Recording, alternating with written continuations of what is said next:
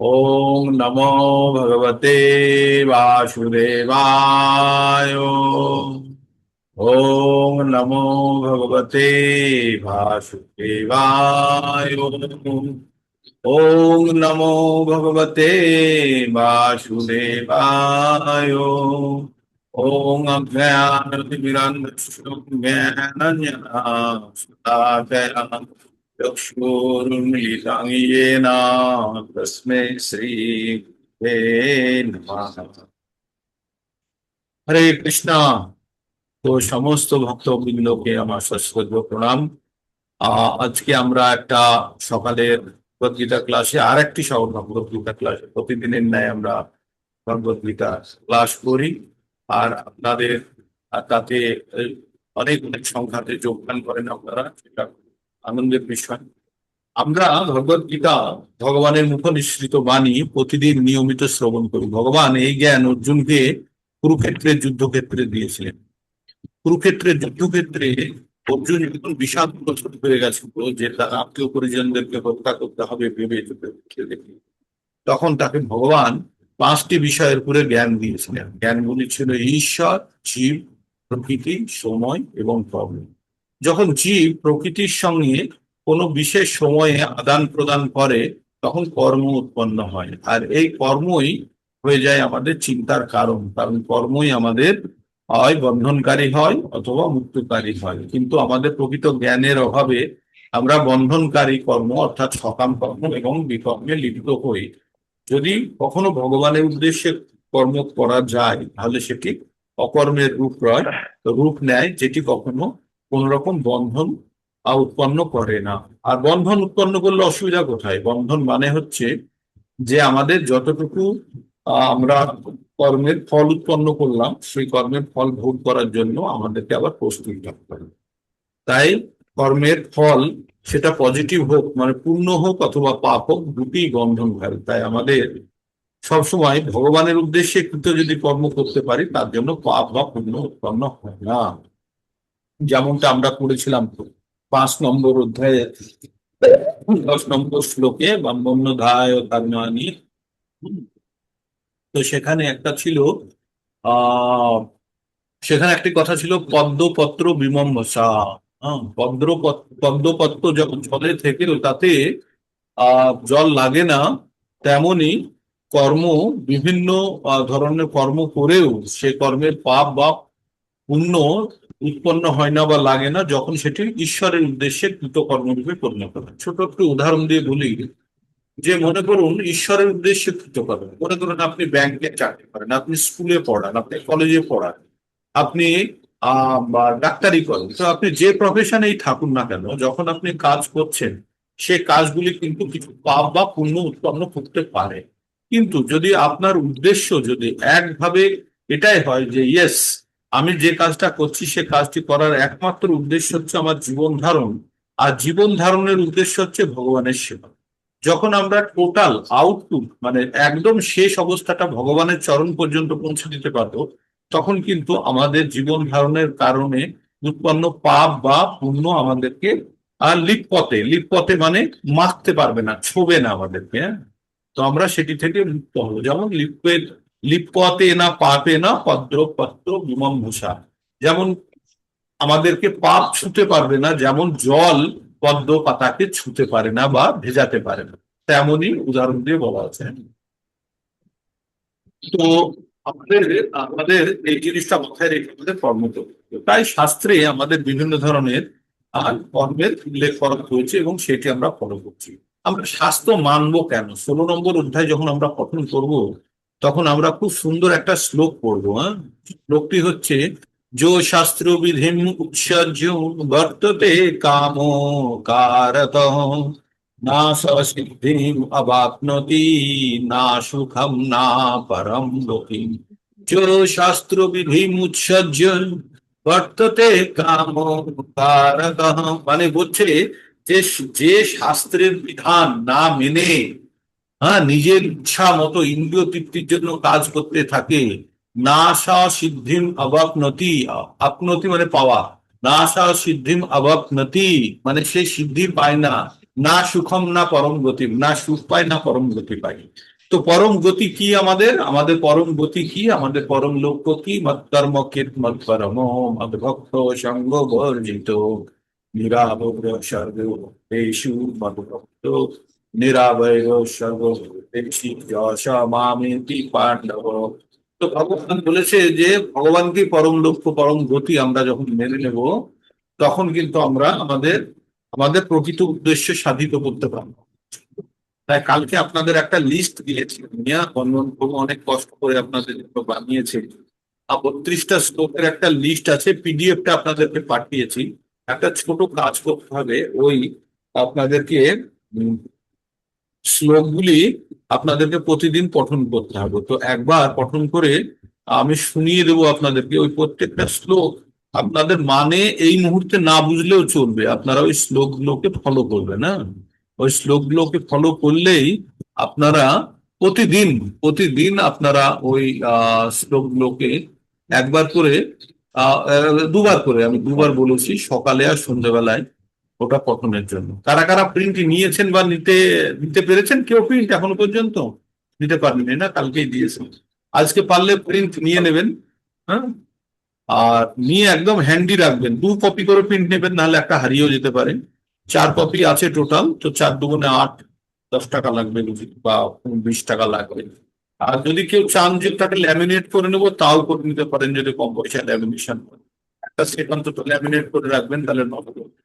আর এটিকে 21 দিন কন্টিনিউয়াস আপনারা পড়ুন। হ্যাঁ, 21 দিন পড়ুন, এবং তার ফলটা আপনারা পাবেন, যে কিভাবে ভগবত গীতার শ্লোকগুলি আপনার পুরো এফেক্ট করে।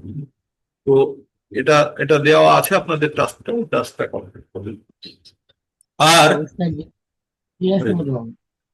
শ্লোকগুলো প্রভুজি প্রণাম, হ্যাঁ শ্লোকগুলো অ্যালাইন হচ্ছে না। আমি প্রিন্ট আউট করেছিলাম, হ্যাঁ কিন্তু ওটা অ্যালাইন হচ্ছে না। মানে যেভাবে শ্লোকে মানে নর্মালি বইতে লেখা থাকে সেইভাবে অ্যালাইন করতে গেলে একটু অসুবিধা হচ্ছে, তাই অ্যালাইন করে রেখেছি, আজকে প্রিন্ট আউট নেবো। মানে পিডিএফটাই হলো না, পিডিএফটা অ্যালাইন হচ্ছে না। অ্যালাইন হচ্ছে না পিডিএফটায়। আচ্ছা আচ্ছা, ঠিক আছে, তাহলে ওই যদি ওয়ার্ড ফাইল চান অ্যালাইন তাহলে, করতে বলেছি, হ্যাঁ, যদি অ্যালাইন ওয়ার্ড, করার ব্যবস্থা আচ্ছা করেছি। আচ্ছা, ঠিক আছে ঠিক আছে, করবো। আর যদি ওয়ার্ড ফাইল চান, ওয়ার্ড ফাইলও দিয়ে দিতে পারি, তাহলে আরো সুবিধা হবে। পিডিএফ থেকে ওয়ার্ডে করা যদি সফটওয়্যার না থাকে, এখন তো আজকে সকলের কাছেই থাকে। ঠিক আছে, আছে আপনি যখন করে নিয়েছেন তখন তথ্য পেয়ে যাবেন। ঠিক আছে, ফাইন। তো ওই ঠিক আছে। শ্লোকগুলো আপনাদের মাথায় রাখতে হবে। এগুলো 5 থেকে 7 মিনিট সময় লাগবে, তার বেশি লাগবে না। প্রথমে হয়তো 10 মিনিট লাগবে, পরে 5 থেকে 7 মিনিট লাগবে। খুবই গুরুত্বপূর্ণ, আর আপনাদের মধ্যে একটা আনন্দ অনুভূতি হবে। প্রতিদিন পড়বেন, সকালে আর সন্ধ্যেবেলায় আপনারা দেখবেন, দারুণ দারুণ লাগবে আপনার। লাগবে পুরো ভগবত গীতা যেন একবারে সংক্ষেপ হিসাবে আপনারা পড়ে ফেললেন। তো আমরা ভগবত গীতা, ভগবত গীতার 700 শ্লোক, 18টি অধ্যায়কে 3টে ভাগে ভাগ করা হয়েছে। আমরা কর্মযোগ শেষ করে ফেলেছি, জ্ঞান যোগ আর ভক্তি যোগের একদম মাঝখানে দাঁড়িয়ে আছে। আপনাদের সেদিন আমি বলছিলাম ভগবত গীতার সব থেকে গুরুত্বপূর্ণ জায়গাটি হচ্ছে ভক্তি যোগ, যেটা সব থেকে গোপনে রাখা আছে। এটা নিয়ে আমরা আলোচনা করেছি 9 নম্বর অধ্যায়ে। আর ভক্তি যোগের কেন ভক্তি যোগ সব থেকে গুরুত্বপূর্ণ, কারণ আমরা ভাগবত গীতা যখন পড়তে শুরু করেছি বিভিন্ন যোগের কথা শুনেছি, শুনে, এবং ভগবান নিজেই বলেছেন যে অর্জুন তুমি যোগী হও, যোগী না আপি সর্বেশাম মদ্গতেন অন্তরাত্মনা। হ্যাঁ, তারপরে 6-47 নম্বর কি বললেন? যোগী না আপি সর্বেশাম মদ্গতের অন্তরাত্মনা শ্রদ্ধাবান লভতে মাম জোর যুক্ত তমমতা। তো ভগবান বললেন যে শ্রদ্ধাবানরাই শুধু এই জ্ঞান অর্জন করতে পারে, আর সাধারণ ব্যক্তিরা এই জ্ঞান অর্জন করতে পারে না। আর এই জ্ঞান অর্জন করলে কি হবে, যে তুমি শ্রেষ্ঠ যোগী, যারা শ্রেষ্ঠ যোগী হও, আর তুমি ভক্তি সহকারে চিত্তে আমার ভোলেনাথ, তিনি সব থেকে অন্তরঙ্গ ভাবে আমার সঙ্গে যুক্ত, আর তিনি যোগীদের মধ্যে শ্রেষ্ঠ। যোগী নাম অপি সর্বেশাম মদ্গতেন অন্তরাত্মনা শ্রদ্ধাবান ভজতে যো মাম শিরোতিক্ত পদম। ওকে, তো আমরা এইভাবে আমরা ধীরে ধীরে ভগবত গীতাতে একটা জিনিস জানতে পারলাম, যে ভক্তি যোগটি শ্রেষ্ঠ যতগুলি যোগ বলা আছে। তাই ভক্তি যোগের সমস্ত যোগের কথা বলে কর্মযোগের শেষে অর্জুনকে ভক্তি যোগের কথা বলবো। এবার ভক্তি কার প্রতি হতে গেলে তার প্রতি আমাদের সম্যক জ্ঞানের প্রয়োজন। সেই জ্ঞান আমরা পেলাম 7 নম্বর অধ্যায়ে, ভগবান তার সম্বন্ধে কিছুটা জ্ঞান দিলেন। 8 নম্বর অধ্যায়ে ভগবান ব্রহ্ম, আধ্যাত্ম, সকাম কর্ম, আদিভূত, আদিদৈব, আদিযজ্ঞ। আদিযজ্ঞ কোথায় থাকে এবং মৃত্যুকালে, মৃত্যুকালে মনুষ্য কিভাবে পরমাত্মাকে বা ঈশ্বরকে স্মরণ করতে পারে জিতেন্দ্রীয় ব্যক্তিরা বিশেষ করে, সেটি সম্বন্ধে বাকি চ্যাপ্টারের অংশটি আমরা পড়লাম। এবার পরবর্তীতে আমরা 8 নম্বর অধ্যায় শেষ করে আমরা 9 নম্বরে প্রবেশ করেছি। যখন 9 নম্বরে প্রবেশ করলাম তখন ভগবান প্রথমেই অর্জুনকে কি বলল, যে তোমাকে আমি গোপন থেকে গোপনতম, এতক্ষণ পর্যন্ত অর্জুনকে কি কি কোন কোন স্তরে জ্ঞান দিয়েছে? 2 নম্বর, 3 নম্বর, 4 নম্বর অধ্যায়ে ভগবান অর্জুনকে গোপন জ্ঞান দিয়েছে। কি জ্ঞান দিয়েছে? গোপন জ্ঞান। এই যে আধ্যাত্মবিদ্যা, শরীর, আত্মা, এগুলো সব গোপনীয়, এগুলো বাজারে অ্যাভেলেবল নেই, মানে রেডিলি অ্যাভেলেবল নেই, সবাই জানে না এগুলো। এগুলো ভগবদ গীতা যারা পড়েনি তারা তাদের জীবন সম্বন্ধে বা আত্মা, ঈশ্বর, এগুলো কিছুই জানে না। তারা এমনি মুখে মুখে যতখানি শুনেছে ততখানি তাদের বা জ্ঞান আছে, বাট পুষ্ট জ্ঞান নেই, প্রকৃত জ্ঞান নেই। ঠিক তাই ভগবান আহ 2, 3-এ 2, 3 এবং 4-এর মধ্যে ভগবান সেখানে জ্ঞান দিলেন, গোপন জ্ঞান দিলেন। 7, 8-এ দিলেন ভগবান গোপন তর জ্ঞান। কি দিলেন? গোপনতর। 9 নম্বর অধ্যায়ে দিচ্ছেন গোপনতম জ্ঞান। এখনো পর্যন্ত আমরা 9 নম্বরের যে শ্লোকগুলি পড়েছি সেখান থেকে আপনাদের কোনো গোপন জ্ঞানের কথা মনে হয়েছে? গোপন জ্ঞান কিছুটা হলেও আসল জ্ঞানটা পেয়ে যাবেন। আমি ইচ্ছে করে বলিনি, কারণ আগের গুলোতে ইন্টারেস্ট ভালো থাকবে না বলে। আর একটু পরে একদম গোপনতম জ্ঞানটি পাবেন, যেটা শুরু হবে 20 নম্বর শ্লোকার কাছ থেকে। আর আমাদের 20 নম্বর শ্লোকার কাছ থেকে আমাদের এই গোপন জ্ঞানটা, একদম গোপন জ্ঞানটা শুরু হয়ে যাবে। ঠিক তো আমরা তার আগে আমরা কতদূর পর্যন্ত পড়েছি? আমরা পড়েছি, আচ্ছা আপনাদের একটা হালকা জার্নির মাধ্যমে নিয়ে যাবো আমি, হ্যাঁ, হালকা জার্নির মাধ্যমে আপনাদের আমি নিয়ে যাব। একদম ওই 11 নম্বর পর্যন্ত পড়েছি পারহ্যাপস। ময়াধ্যাচ্ছেনা প্রকৃতি সুহৃত সচরাচরম অবজানন্তি মঘা মোঘাসা। হ্যাঁ, 11 নম্বর পর্যন্ত পড়া হয়েছে। 11-এর পর থেকে আমি শুরু করছি। 1 মিনিট একটু ব্রেক, বন্ধন বাবু একটু জব করিয়ে দিন। 1 মিনিট একটা ব্রেক চলছে। जय श्री कृष्ण चैतन्य प्रभु नित्यानंद श्री अद्वैत गदाधर शिवासादि गौर भक्त वृंद हरे कृष्ण कृष्ण कृष्ण हरे हरे हरे राम राम राम हरे हरे हरे कृष्ण कृष्ण कृष्ण हरे हरे राम राम राम हरे हरे कृष्ण कृष्ण कृष्ण हरे हरे राम राम राम हरे हरे कृष्ण कृष्ण कृष्ण हरे हरे राम राम हरे हरे कृष्ण कृष्ण कृष्ण हरे राम राम राम हरे हरे कृष्ण अखिलेश निगम प्रभु जी। राम राम हरे कृष्ण कृष्ण कृष्ण हरे राम राम हरे कृष्ण कृष्ण कृष्ण हरे राम राम राम हरे कृष्ण कृष्ण कृष्ण हरे राम राम राम हरे कृष्ण कृष्ण कृष्ण हरे राम राम राम हरे कृष्ण कृष्ण कृष्ण हरे राम राम राम हरे कृष्ण कृष्ण कृष्ण हरे राम राम राम हरे कृष्ण कृष्ण कृष्ण हरे राम राम राम हरे कृष्ण कृष्ण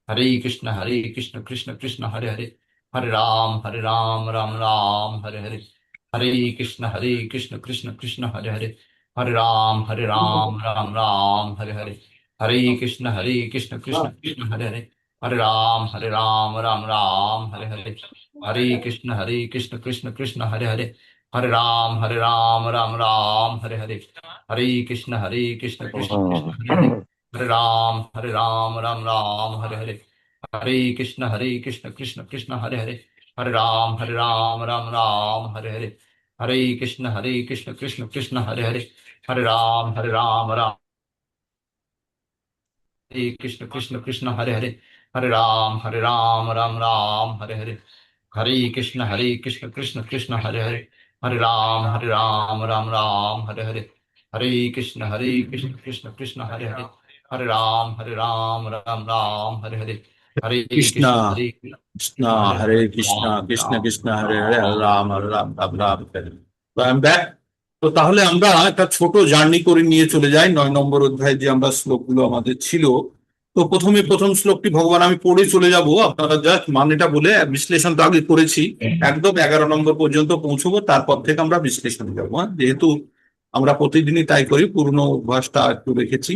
তো ভগবান এবার পরম জ্ঞান অর্জুনকে দিচ্ছেন, তাই বললেন, ভগবান কি বললেন, ভগবান উবাচ, শ্রী ভগবান উবাচ, ইদম তু তে গুহ্যতমং প্রবক্ষ্যাম্যনো শ্রূয়বে জ্ঞানং বিজ্ঞান সহিতম যজ্ঞতা মোক্ষসে শুভায়।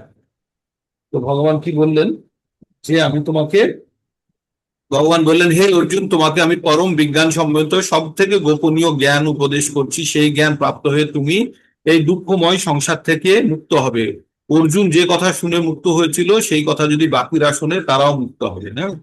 তো তাই আমরা অর্জুনের জায়গায় বসে আমরা শ্রবণ করার চেষ্টা করছি। ভগবান এই জ্ঞানটি সম্বন্ধে বলছেন, রাজবিদ্যা রাজগুহ্যং পবিত্র ইদম উত্তমম প্রত্যক্ষ অবগমং ধর্মম সুসুখম উত্তম অব্যয়ম।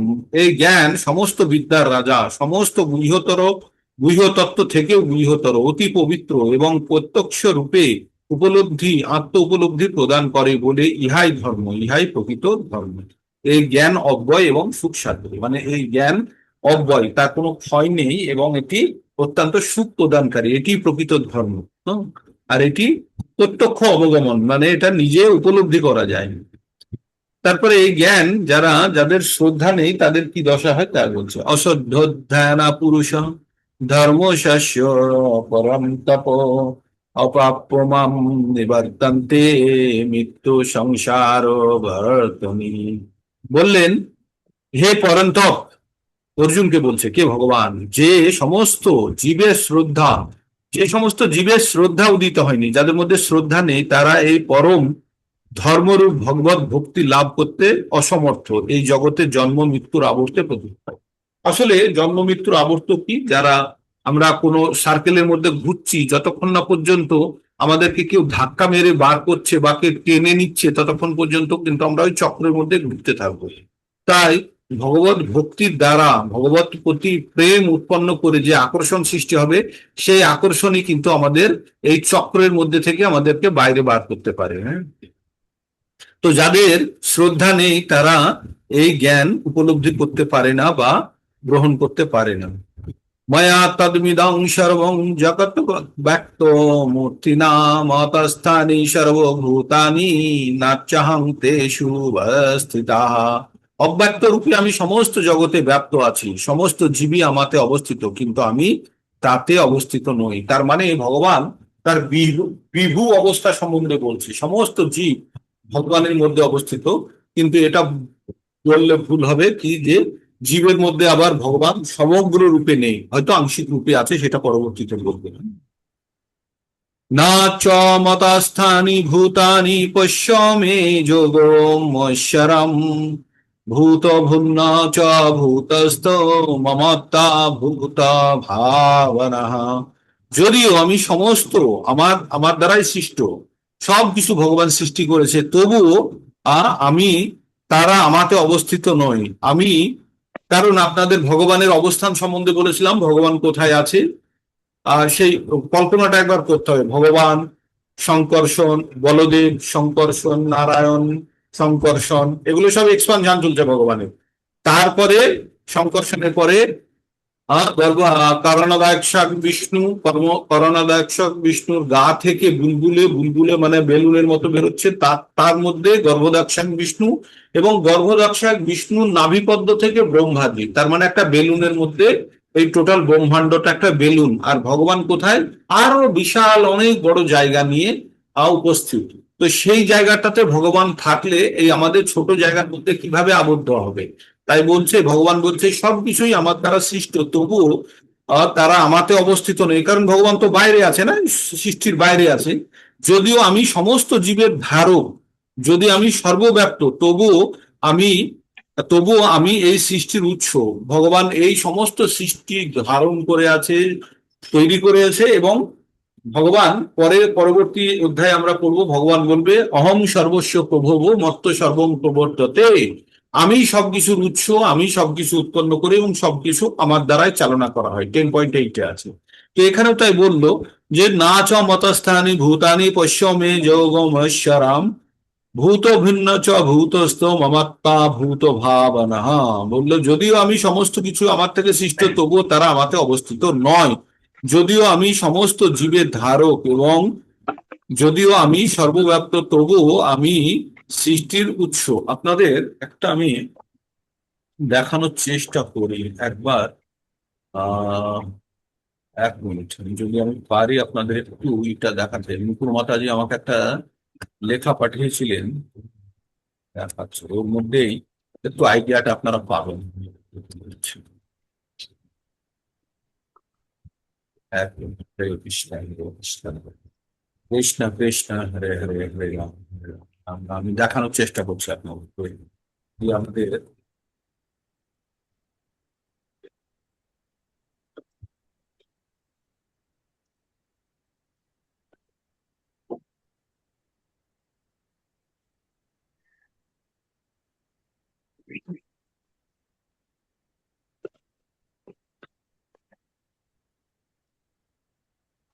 যদি পাই তাহলে আমি বলছি।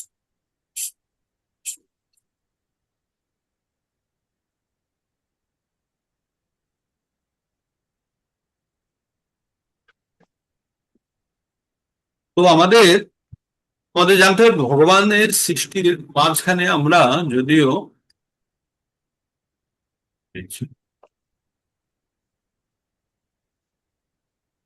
দেখানো যাবে কিছুটা হলেও পাবো।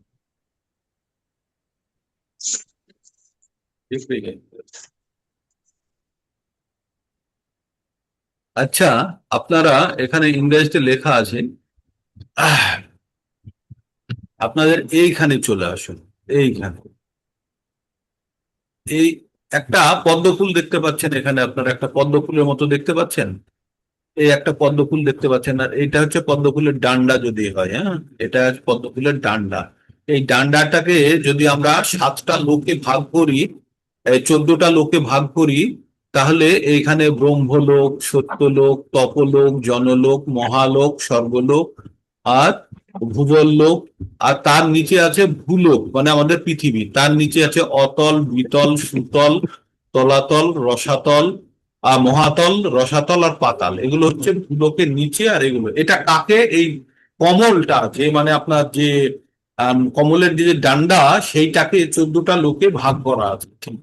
ব্রহ্মাজি এখানে বসে আছে, এখানে গর্ভদাক্ষাক সাগরে বিষ্ণু শায়িত আছেন। হ্যাঁ, তো এই গর্ভদাক্ষাক বিষ্ণুর নাভিপদ্ম থেকে যে কমলের ডান্ডা বেরিয়েছে, তার এটা হচ্ছে ক্রস সেকশন। মানে এক একটা, এগুলো হচ্ছে আপার প্ল্যানেটস আর এগুলো হচ্ছে লোয়ার প্ল্যানেটস, আর মিডিল প্ল্যানেটস হচ্ছে ভূলোক। মানে আমরা পৃথিবীর ঊর্ধ্বলোকে যেগুলো আছে বলে না উচ্চ লোক, সেগুলো হচ্ছে এই এই 6টি লোক উপরে আছে: ভূলোক, স্বর্গলোক, মহালোক, জনলোক, তপলোক।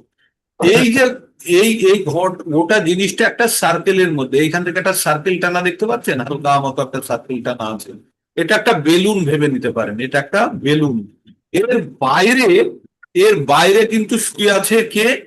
কারণদাক্ষাক বিষ্ণু। তার পিছনে আছে কে? শঙ্কর্ষণ। তার পিছনে আছে নারায়ণ। তার পিছনে মানে, তাহলে ভগবানের জায়গা থেকে যদি দেখেন, তাহলে এই বেলুনটা অনেকটা দূরে আপনার থেকে, তাই না? তার মানে ভগবান এর মধ্যে নেই। এর মধ্যে ভগবানের এটা একটা সৃষ্ট অংশ। ভগবান ইচ্ছে করলে যেতে পারে, বেরিয়ে আসতে পারে, যেতে পারে, বেরিয়ে আসতে পারে। আমরা ভাগবতমের 4th শ্লোকে গীতার মধ্যে পড়ছিলাম না যে 4th শ্লোকে ভাগবতের মধ্যে ভগবান এর মধ্যে প্রবেশ করলেও এর দ্বারা এফেক্টেড হয় না। এই জগতের মধ্যে ভগবান আসলে গেলেও এফেক্টেড হয় না। যেমন জেলের মধ্যে জেলার যখন খুশি জেলের মধ্যে প্রবেশ করতে পারে, যে কোনো কয়েদির জায়গাতে যেতে পারে, তবুও সে কয়েদির মতো তাকে আচরণ করতে হয় না। তেমনি ভগবান, এটা ভগবানের সৃষ্ট। ভগবান অনেক দূরে আছে, এই বেলুনের মধ্যে নেই। এটি একটি বেলুন ভাবতে পারেন, বেলুনের মধ্যে নেই, কিন্তু ভগবান ইচ্ছে করলে এই বেলুনের মধ্যে প্রবেশ করে, আবার বেরোতেও পারে। তিনি এই বেলুনের দ্বারা এফেক্টেড নয়। এরকম লক্ষ লক্ষ বেলুন আমাদের ভগবানের শরীর থেকে বেরোয় আর ভগবানের শরীরে প্রবেশ করে যায়। এই এক একটি বেলুন হচ্ছে এক একটা ব্রহ্মাণ্ড, আর এক একটা বেলুনে একটা করে ব্রহ্মা থাকে। আমাদের যে ব্রহ্মা, তার 4টে মুখ। এমন এমন বেলুন আছে যেখানে কোনো ব্রহ্মার 10টা মুখ, 12টা মুখ। যত বড় ব্রহ্মাণ্ড হবে তত ব্রহ্মার মুখ বেশি হবে। তো আমরা এই যে রাত্রে আকাশে যত তারা নক্ষত্র গ্রহ সব দেখতে পাই, সেটা আমাদের ব্রহ্মাণ্ডে। আর আমাদের ব্রহ্মাণ্ডের বাইরে আমরা কিছু দেখতে পাই না, কারণ আমরা এই বেলুনের মধ্যেই অবস্থিত। বুঝতে পারছেন এবার বেলুনটা কত বড়? অ্যাকোয়ারিয়ামে মাছ রাখার মতো। হ্যাঁ, আমরা অ্যাকোয়ারিয়ামে মাছ থাকলে যেমন ওই তার মধ্যেই আবদ্ধ থাকে, তার বাইরে বেরোতে পারে না, তেমনি আমরা এই বেলুনের মধ্যে এই যে আমরা এই জগৎ যে এই যে ব্রহ্মাণ্ড রূপী বেলুনের মধ্যে আমরা অবস্থিত। মোটামুটি একটা আইডিয়া পেলেন আপনারা নিশ্চয়ই। তো হরে কৃষ্ণ, কারো কিছু বলা আছে? কমল ডাক্তার বাবুর থেকে আওয়াজটা আসছে, মিউট করে দিলাম ডাক্তার বাবু। তো তারপরে ভগবান কি বললেন? 5 নম্বরে বললেন, ভগবান বললেন, না চ মতস্থানি ভূতানি পশ্য মে যোগম ঐশ্বরাম ভূত ভিন্ন ভূত চ ভূতস্থ মমাত্মা ভূত ভাবনা।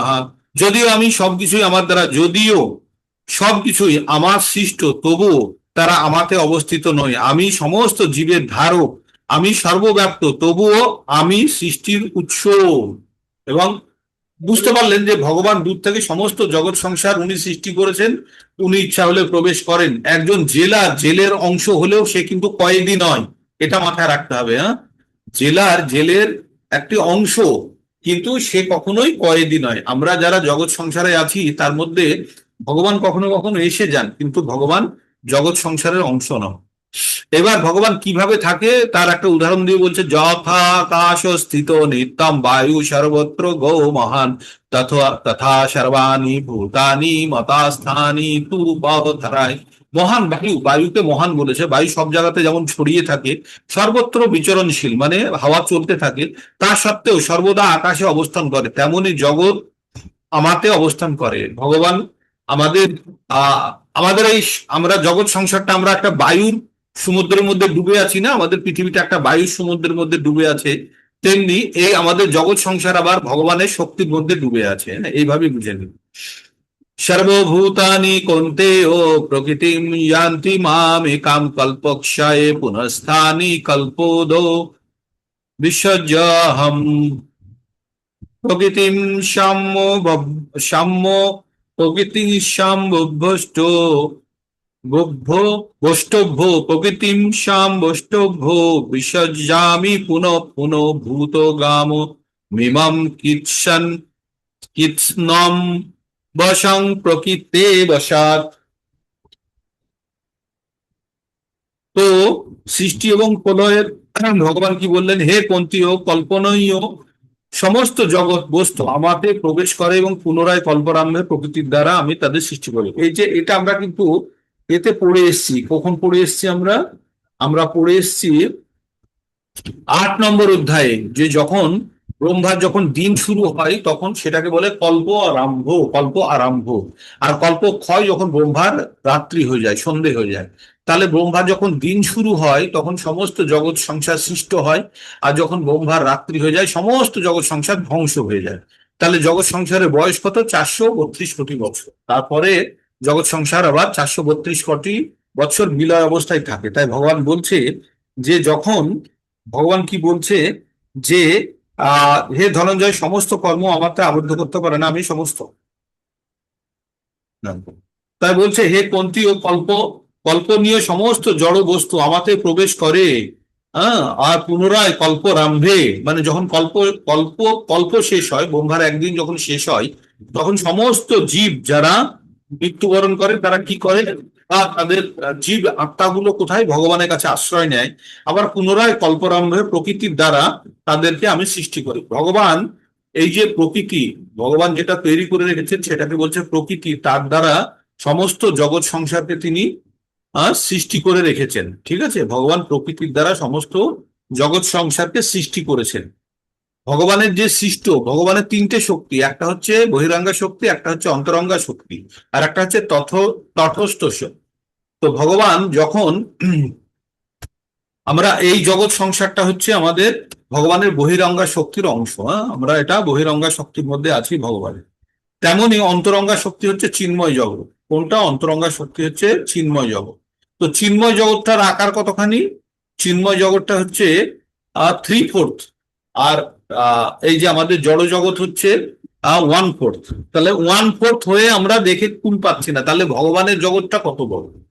সেই জন্য সেটাকে কল্পনাতীত বলা হয়। হ্যাঁ, আর ভগবান কি বলছে, যখন একটা বেলুন ফেটে যায় মানে আপনি জেনে যাবেন আমরা বেলুনের মধ্যে আছি, তো যখন ব্রহ্মার দিনটা নষ্ট হয়ে যায় তো বেলুনটা সম্পূর্ণভাবে ফেটে নষ্ট হয়ে গেল, আর কিছুই নেই। এই জগৎ, সূর্য, চন্দ্র, গ্রহ, নক্ষত্র সবকিছু শেষ। মানে কখনো কল্পনা করতে পারবে না, অকল্পনীয়, এটা কল্পনাই করা যাবে না। তো তবুও আমরা এটাকে ছোট ছোট করে আমরা বোঝার চেষ্টা করব, যে প্রথমবার বুঝতে পারবো না, দ্বিতীয়বার বুঝতে পারবো না, তৃতীয়বার এইভাবে আমরা ছোট ছোট করে বোঝার চেষ্টা করব। তারপরে ভগবান কি বলছেন 9 নম্বরে, না চ মাংতানি কর্মাণি নিবদ্ধন্তি ধনঞ্জয় উদাসীন বদাসীনম অশক্তম তেষু কর্মসু না চ মাং তানি কর্মাণি নিবদ্ধন্তি ধনঞ্জয় বদাসীনম আসক্তম তেষু কর্মেষু। বলছে হে ধনঞ্জয়, এই সমস্ত কর্ম আমাকে আবদ্ধ করতে পারে না, আমি সেই সমস্ত কর্মে অনাসক্ত এবং উদাসীনের ন্যায় অবস্থিত থাকি। ছোট করে আপনাকে আমি বলি, আপনি একটা বড় ডোনাল্ড ট্রাম্প একটা বড় প্রপার্টির মালিক, ঠিক আছে, তার ওই আমাদের সায়েন্স সিটি যেখানে আছে সেখানে ট্রাম্প টাওয়ার বলে একটা টাওয়ার আছে। হ্যাঁ, সেখানে ট্রাম্পের investment, Trump actually real estate investor, ওই মানে যে বাড়ি বড় বড় বিল্ডিং তৈরি হয় তার সেই ব্যবসা ট্রাম্পের আছে। তো ট্রাম্পের মনে করুন এই সায়েন্স সিটিতে যে তার বিল্ডিং আছে বা যে কমপ্লেক্স আছে, প্রপার্টি আছে, সেটি কি তার জন্য কি ট্রাম্প এখানে আসে, দেখতে আসে? জানেই না। সে সে জানে হ্যাঁ তার একটা প্রপার্টি বেঙ্গলে বা ইন্ডিয়াতে বিভিন্ন জায়গায় আছে, তার মধ্যে একটা অংশ আছে। তো এটা সম্বন্ধে সে বেশি গুরুত্ব দেয় না, সে উদাসীনই থাকে। তেমনি এই পৃথিবীর সৃষ্টি সম্বন্ধে ভগবানের এত অনেক সৃষ্টি আছে, তাই বলছে আমি এর কাজের মধ্যেও জড়াই না, আর আমি এটাতে আমি বেশিরভাগই আমি অনাসক্ত, এতে আমার কোনো আসক্তি নেই এবং আমি উদাসীনের ন্যায় অবস্থিত থাকি। এরপরে ভগবান যে শ্লোকটি বলছে সেটি এবার বলছে যে পৃথিবী তাহলে জগৎ কিভাবে, ভগবান তো উদাসীন থাকে, তাহলে এই জগৎ সংসার কিভাবে চলে। তাই ভগবান বলছেন, ময়্যধ্যক্ষেণ প্রকৃতি সুয়তে সচরাচরম হেতু নানেন কন্তেয় জগদ্ধি পরিবর্ততে। ভগবান বললেন, হে কন্তেয়, আমার অধ্যক্ষতার দ্বারা জড়া এই প্রকৃতি এই সরাচর বিশ্ব সৃষ্টি করে প্রকৃতির নিয়মে। জগৎ পুনঃ পুনঃ সৃষ্টি হয় এবং ধ্বংস হয়। বলছে আমি একটা সিস্টেম লাগিয়ে দিয়েছি, সেটি নিজে নিজেই চলে এবং নিজে নিজে, মনে করুন আপনার বাড়িতে একটা অটোমেটিক জেনারেটর লাগিয়ে দিয়েছেন, বা ট্রাম্প একটা জেনারেটর লাগিয়ে দিয়েছে কোথায়, আমাদের ট্রাম্প টাওয়ার যেখানে আছে মনে করেন সায়েন্স সিটিতে, সেখানে কমপ্লেক্সে ওর অটোমেটিক জেনারেটর লাগানো আছে।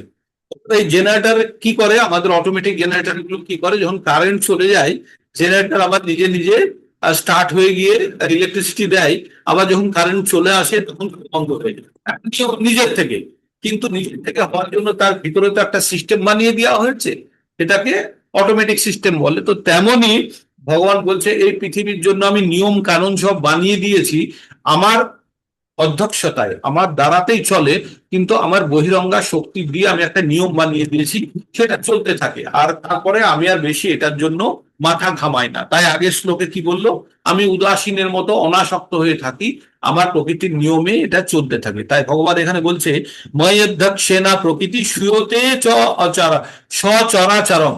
চর আর অচর, চর মানে হচ্ছে যেগুলো চলতে পারে, আর অচর মানে হচ্ছে স্থির। এই যে আমরা জগতের মধ্যে আছি, জগতের মধ্যে কি কি আছে, চর আর অচর, স্থাবর এবং জঙ্গম বলা হয়। হ্যাঁ, চর মানে যারা চলতে পারে, স্থাবর মানে যেগুলো হচ্ছে স্থির, পাহাড়, নদী, এগুলো সব স্থির।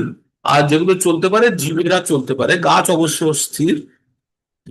তো সবকিছুই প্রকৃতির নিয়মে চলে, কোনো কোনো সৃষ্ট হয় এবং কোনো কোনো ধ্বংস হয়। কখন সৃষ্ট হয়, যখন ব্রহ্মার দিন শুরু হয় তখন সৃষ্টি হয়, আর ব্রহ্মার যখন রাত্রি শেষ হয়ে যায়, দিন শেষ হয়ে যায়, তখন আবার সেগুলো ধ্বংস হয়ে যায়। সেটা আমরা 8 নম্বরে পড়েছি, তারই পুনরাবৃত্তি এবং একটু আপনাদের বুদ্ধিকে আমাদের বুদ্ধিকে ঝালিয়ে দেওয়ার জন্য। তাই ভগবান বলছে যে ভগবানকে কারা জানতে পারে না। এবার ভগবান একটু অন্যভাবে বলছে, অবজানন্তি মাং মূঢ়া মানসীম তনুমাশ্রিতাঃ পরম ভাব জানন্ত মম ভূত মহেশ্বরম। ভগবান বললেন অবজানন্তি মাং মূঢ়া, অবজানন্তি মানে জানতে পারে না, অবজ্ঞা করে। হ্যাঁ, মাং মানে আমাকে, মূঢ়া যারা মূঢ় ব্যক্তিরা, যারা বুদ্ধিহীন মানুষ রূপে, যখন বলছে অবজানন্তি মাং মূঢ়া মানুষীম তনুমাশ্রিতাঃ, ভগবান বললেন যে আমি যখন মানুষের রূপ নিয়ে, তনু মানে হচ্ছে শরীর, আমি যখন মানুষের মতো স্বরূপ নিয়ে আমি যখন এই পৃথিবীতে আবির্ভূত হই, তখন মূঢ়া মানে বুদ্ধিহীন ব্যক্তিরা আমাকে বুঝতে পারে না। পরম ভাব জানন্ত মম ভূত মহেশ্বর, জানতে পারে না যে আমি সর্বভূতের মহেশ্বর। মহেশ্বর মানে মহান যে ঈশ্বর। তো বলছে, ভগবান বলছে আমি যখন পৃথিবীতে আবির্ভূত হই, তখন যারা যারা মূঢ়া, যারা যাদের বুদ্ধি কম, তারা কখনোই আমাকে জানতে পারে না বা বুঝতে পারে না। হ্যাঁ, তারপরে ভগবান কি বললেন, তারা বুঝতে পারে না বা জানতে পারে না, তার কারণ কি? তার কারণ হচ্ছে তারা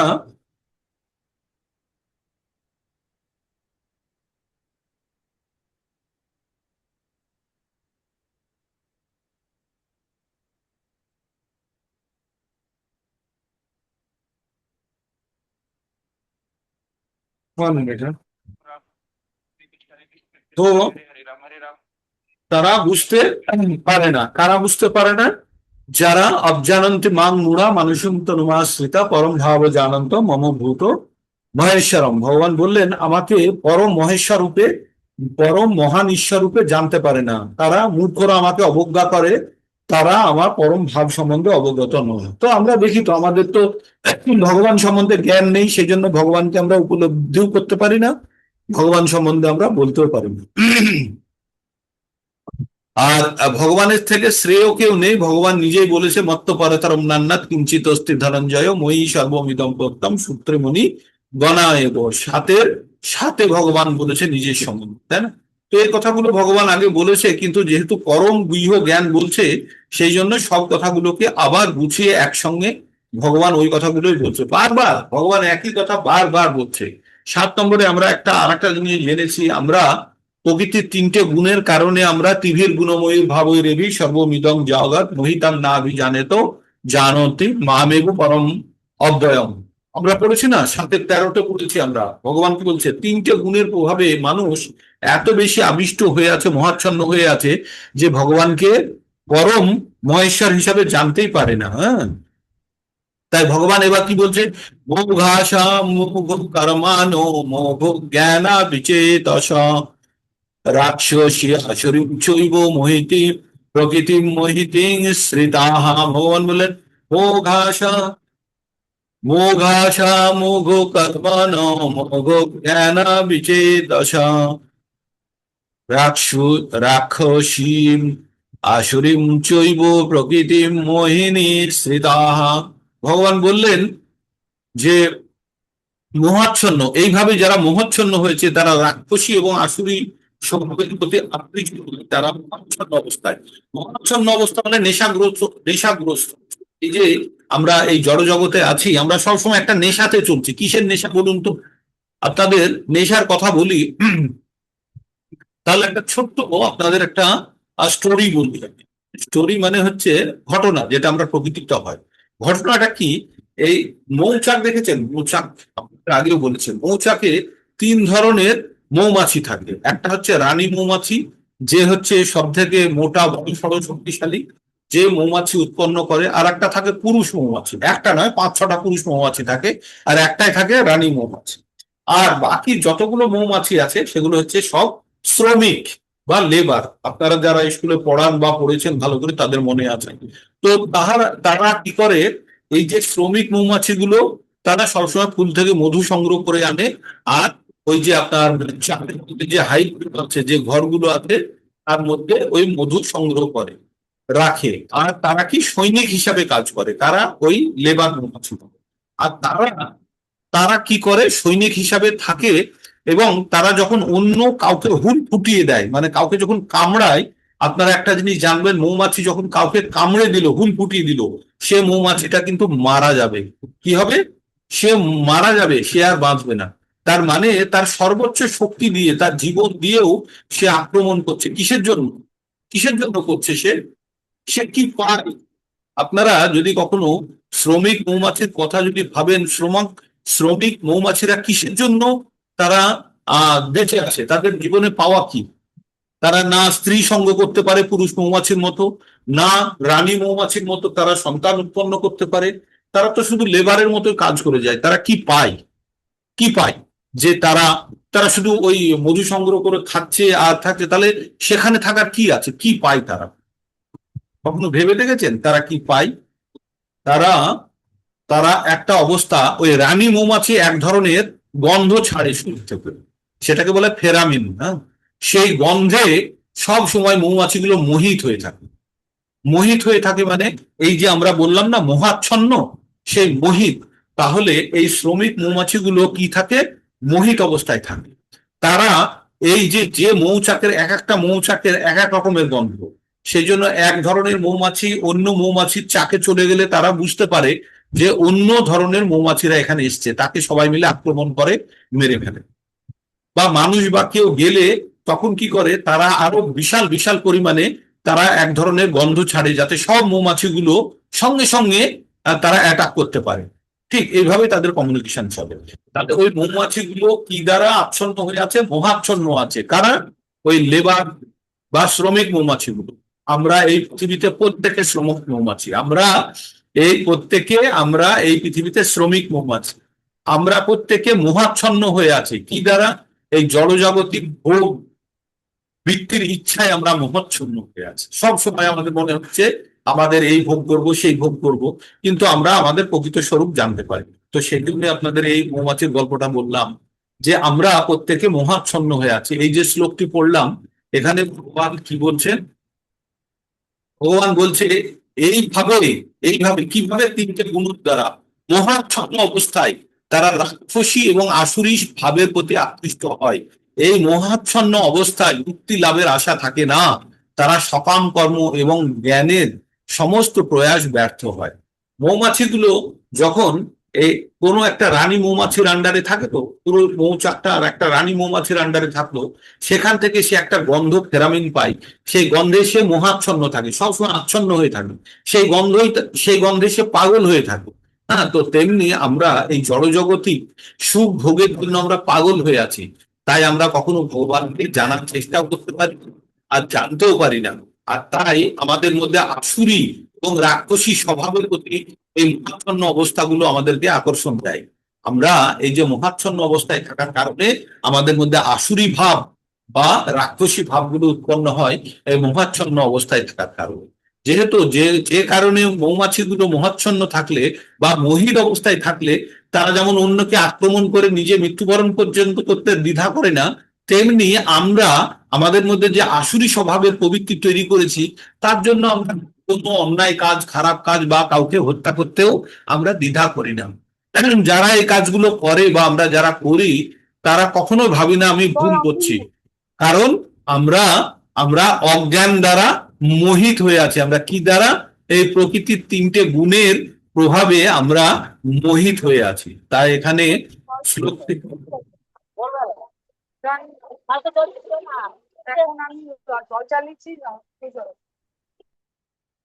তাই আমরা প্রকৃতির তিনটে গুণ দ্বারা আমরা মোহাচ্ছন্ন আছি। তাই বলছে মোঘাসা মোঘ কর্মানো মোঘ জ্ঞানা বিচেতসঃ রাক্ষসী আসুরিম চৈব প্রকৃতিম মোহিনীম শ্রিতাহ। এইভাবে যারা মোহাচ্ছন্ন হয়েছে তারা রাক্ষসী এবং আসুরি স্বভাবের প্রতি আকৃষ্ট হয়। এই মোহাচ্ছন্ন অবস্থায় তাদের মুক্তি লাভের আশা এবং সকাম কর্ম এবং জ্ঞানের প্রয়াস সমস্ত ব্যর্থ। এটা গেল 12 নম্বর। 13 নম্বরে এবার ভগবান কি বলছে? মহাত্মানস্তু মহাত্মানস্তু মাং পার্থ দৈবীং প্রকৃতিমাশ্রিতাঃ ভজন্ত অনন্য মনসো জ্ঞাতা ভূতাদ্য অব্যয়ম। এবার আগে কাদের কথা বললো? যারা মোহাচ্ছন্ন হয়ে আছে। হ্যাঁ, যারা মোহাচ্ছন্ন আছে তাদের বললো। এবার যারা মোহমুক্ত তাদের কথা বলছে, যারা এই মুহূর্তে আচ্ছন্ন নেই। তার মানে আমরা যে বেলুনের মধ্যে আছি, সেই বেলুনের গ্যাসের মধ্যে আমরা এই বায়ুমণ্ডলের মধ্যে বসে আছি। এবার তার বিয়ন্ডে যদি কেউ ভাবনা চিন্তা করতে যেতে পারে, সেই জায়গাটায় বলছে কি বলছে, বলছে যে মহাত্মানস্তু মাং পার্থ দৈবীং প্রকৃতি মাশ্রিতাঃ ভজন্তো অনন্য মনসো জ্ঞাতা ভূতাদ্যয়ম। হে পার্থ, মোহমুক্ত মহাত্মাগণ আমার দৈবী প্রকৃতিকে আশ্রয় করে, তারা আমার সমস্ত ভূতের আদি এবং অব্যয় জেনে অনন্য চিত্তে আমার ভজনা করে। এবার যে প্রকৃত জ্ঞান পেয়ে গেছে, আপনারা যারা এই জ্ঞানটি পাওয়ার চেষ্টা করছেন, এই জায়গাটার গুরুত্ব অনেকটা বেশি, এই জায়গাটাকে আপনাদের একটু ভাবতে হবে। কি বলছি, মোহযুক্ত কারা, যারা প্রকৃতির তিনটে গুণের প্রভাবে থাকে তারা হচ্ছে মোহযুক্ত, আর প্রকৃতির তিনটে গুণের ঊর্ধ্বে যারা, তারা হচ্ছে মোহমুক্ত। আর মোহমুক্ত যারা, তাদেরকে ভগবান কি বলছে, মহাত্মা। যারা মোহমুক্ত তাদেরকে বলছে মহামুক্ত, মহাত্মা তাদেরকে বলছে। তারা কি বলছে, তারা মোহমুক্ত জীবেরা দৈবী প্রকৃতিকে আশ্রয় করে, ভগবানের চিন্ময় শক্তিকে তারা, আর তারা শক্তিকে তারা ভরসা করে, এবং তারা সর্বভূতের আদি অব্যয় ভগবানকে জানে। ভগবান সবকিছু সৃষ্টির মূল এবং ভগবান অব্যয়, যার ক্ষয় নেই, জেনে অনন্য চিত্তে ভগবান সবকিছু মালিক সবকিছু, এটা যখন আমরা প্রকৃতভাবে জেনে গেছি, তখনই কিন্তু আমরা একান্ত চিত্তে ভগবানের ভজনা করি। আর যখন ভগবানের ভজনা কিভাবে করে সেটা পরবর্তী শ্লোকে বলবে। তবে এটা আমাদের জানতে হবে যে দুই ধরনের ব্যক্তির কথা বললো, এক হচ্ছে মোহগ্রস্ত, মোঘাসা মোঘ কর্ম নি, আমরা পড়লাম। আর এখানে পড়ছি কি পড়ছি, মহাত্মানস্তু মাং পার্থ দৈবী প্রকৃতিম আশ্রিতাঃ ভজন্ত অনন্য মনস্য জ্ঞাতা ভূতাদি মাভয়াম। যারা জেনে গেছে ভগবান সর্বভূতের ঈশ্বর, যারা যারা ভগবান সমস্ত কিছু ও সৃষ্টিকারী, ভগবান অব্যয়, ভগবান সবকিছু সৃষ্টিকারী, ভগবান অব্যয়। এটি কিভাবে জানতে পারে, দৈবী প্রকৃতি, ভগবানের যে দুই ধরনের প্রকৃতি, একটা হচ্ছে বহিরাঙ্গা প্রকৃতি, একটা হচ্ছে অন্তরঙ্গা প্রকৃতি। বহিরাঙ্গা প্রকৃতি মানে এই জড় জগৎ নিয়ে আমরা যদি ব্যস্ত থাকি, তাহলে আমরা বহিরাঙ্গা প্রকৃতির মধ্যে থাকলাম। আর যখন আমরা নিজেকে আত্মা ভাবতে শিখবো, যখন আমরা আত্মা ভাববো, এই আত্মা হচ্ছে ভগবানের অন্তরঙ্গা প্রকৃতির অংশ। এবার এই আত্মার উপরে যখন আমরা আশ্রয় করে যখন আমরা জ্ঞান লাভের চেষ্টা করব, তখনই আমরা পরমাত্মার সঙ্গে যুক্ত হওয়ার চেষ্টা করব, তখনই প্রকৃত অর্থে আমরা মোহমুক্ত হব। আর যখনই মোহমুক্ত হবে, তখনই ভগবানের প্রকৃত অবস্থা। কারণ আমরা বেলুনের ভিতরে, এই যে আমরা ব্রহ্মাণ্ডের ছবি দেখালাম একটা, মোটামুটি আপনাদের বললাম, তা এই বেলুনের বাইরে যখন আমরা ভাবতে শিখবো, যখন আমরা জানবো যে ভগবান তার বৈকুণ্ঠ ধামে আছেন, সেখানে আর আমাদের জড় জগৎটি একদম সম্পূর্ণ ভিন্ন, সমস্ত কিছু তার দ্বারা চালিত। এইভাবে ভেবে যখন আমরা তার ভজনা করতে শুরু করব, তখনই কিন্তু আমরা এখান থেকে বেরোতে পারবো। তাই কিভাবে ভজনা হবে, সততং কীর্তয়ন্ত মাম যতন্তস্য দৃঢ়ব্রতাঃ নমস্যন্তস্য মহৎ ভক্তা নিত্যযুক্ত উপাসতে। খুব সুন্দরভাবে ভগবান বললেন, তাই দৃঢ়ব্রত এবং যত্নশীল হয়ে সর্বদা আমার মহিমা কীর্তন করে, আমাকে প্রণাম করে, এই মহাত্মারা নিরন্তর যুক্ত হয়ে ভক্তি সহকারে আমার উপাসনা করে। এইভাবে ভগবানের সঙ্গে যুক্ত হয়ে যখন নিরন্তর ভগবানের চেতনায় মগ্ন থেকে ভগবানকে দৃঢ়ভাবে ভগবানের কীর্তন মানে মহিমা গান করা, কীর্তন করে, প্রণাম করে, কারা, এরা সব মহাত্মা, এরা শুধু সময়ের অপেক্ষা এদের মুক্ত হওয়ার জন্য। তাই পরবর্তী শ্লোকে বলবে এরা কিভাবে মুক্ত হয়। এবার ভগবানকে তারা কিভাবে ভগবানের পুজো করে, কেউ ভগবানকে বিরাট রূপ দেখে পুজো করে, কেউ ভগবানকে অংশ হিসাবে পুজো করে, সেগুলো আমরা কালকে জানবো। এটি আমাদের 6টা বেজে, আজকে এত সময় কোথায় নষ্ট করে ফেললাম, আজ তো বিশেষ কিছু বলিনি, প্রথম থেকে পড়লাম। তো এই ছিল আমাদের ছোট আজকের ক্লাস। আজকের ক্লাসটা একটু ছোটই মনে হলো, যাই হোক। তো এই 15 নম্বর পর্যন্ত সম্ভবত পড়ে থাকলাম আমরা। তো প্রথম থেকে আপনাদের প্রত্যেক দিনই যে জায়গাটা আমরা পড়ি, প্রথম থেকেই আমাদেরকে একবার ধরে নিতে হবে, তাহলে আমরা, আর আমাদের প্রত্যেকটা চ্যাপ্টার আগের চ্যাপ্টারের সঙ্গে যুক্ত। এই চ্যাপ্টারে যে গোপনীয় জ্ঞানগুলো বলছে, আগের চ্যাপ্টারের কথাগুলো কিন্তু বলছে, কিন্তু তারপরে ফট করে যখন 20 নম্বরে প্রবেশ করে যাব, তখন থেকে একটু ভিন্ন দিকে আমরা যাব, এবং শেষে সব থেকে পরম জ্ঞানটি ভগবান দেবেন, সব থেকে শেষে। তো এখানেই থাকলো আজকের মতো। আর কারো কিছু বলার থাকলে বলতে পারেন, আর যদি না থাকে তাহলে হরে কৃষ্ণ প্রভুজি, বলুন, হরে কৃষ্ণ। বলুন। একদিন এই সৃষ্টির বিস্তার নিয়ে একদিন আলোচনা করবেন। হ্যাঁ, কালকেই হবে, কালকেই হবে, ওখান থেকে কালকে হবে। বলরাম থেকে শঙ্কর, কালকে আমি শঙ্কর পিপিটি দিয়ে বোঝাবো আপনাদের। এটা অনেকটা মানে না ধোঁয়াশার মধ্যে সঙ্গে থাকে, তাই তো? হ্যাঁ হ্যাঁ হ্যাঁ দেখছি আজকে আমি পিপিটি বানিয়ে নিচ্ছি, একটা পিপিটিতে আপনাদের সব দেখে দেবো, 1 সেকেন্ডে আপনাদের হ্যাঁ ক্লিয়ার হয়ে যাবে। হ্যাঁ, ঠিক আচ্ছা। আছে, কালকে আমি পিপিটি দেখিয়ে দেবো। আর আপনাদের বুঝতে কষ্ট হচ্ছে 9 নম্বরে একটু আলাদা আলাদা লাগছে, কিন্তু আগের জিনিসগুলোই আমরা যে জিনিসগুলো পড়লাম আগের জিনিসগুলো পড়াচ্ছে, কিন্তু 20 থেকে একটু ভিন্ন হবে। তো চিন্তার কিছু নেই, এইভাবে আপনারা এগোন। যখন পুরো চ্যাপ্টারটা হয়ে যাবে তখন 20 তো জ্ঞান পেয়ে যাবে। তারপরে আবার আমরা 10 মিনিট দিকে যাবো। ঠিক আছে, ক্যামেরা অন করবেন যারা যারা পারবেন। আর এখানে আর কিছু বলার না থাকলে আমরা এখানে শেষ করবো। আর আপনাদের যে চার্টটা দিয়েছি আপনারা প্রিন্ট নিয়ে নেবেন, প্রিন্ট নিয়ে, আর যদি প্রিন্ট যদি ঠিক না আসে তাহলে অভিজিৎ প্রভু কি করবে, প্রিন্ট নিয়ে সেই প্রিন্টের একটা ছবি তুলবে, তুলে পাঠিয়ে দেবে, সেই ছবির সবাই আপনারা প্রিন্ট বা জেরক্স করে নেবেন, তাহলে আপনাদের কাছে তাহলে সাজানোর কষ্ট থাকলো না। আর ওই শ্লোক 32টা শ্লোক কিন্তু প্রতিদিন আপনারা সকালে একবার আর বিকেলে একবার সন্ধ্যেবেলায় একবার করে পড়বেন, 5 থেকে 7 মিনিট সময় লাগে, পড়বেন, দেখেন কি আনন্দ পাবেন, পড়ুন, এর ফলটা আপনারা লাভ করবেন। হরে কৃষ্ণ হরে কৃষ্ণ কৃষ্ণ কৃষ্ণ, আর ক্যামেরা অন হবে না কারোর। হরে কৃষ্ণ কৃষ্ণ কৃষ্ণ হরে হরে, হরে রাম রাম। তাদের কাছে এখন গ্রন্থ নেই, যারা নতুন জয়েন করছে তাদের কাছে যদি গ্রন্থ না থাকে অবিলম্বে সংগ্রহ করেন। আর আপনাদের 8 নম্বর পর্যন্ত দেওয়া হয়ে গেছে, নতুনদেরকে 8 নম্বর পর্যন্ত দেওয়া হয়ে গেছে, 8-এর পরে আজকে 9 নম্বর দেব। 9 নম্বর চলছে, তবুও 9 নম্বর দেব।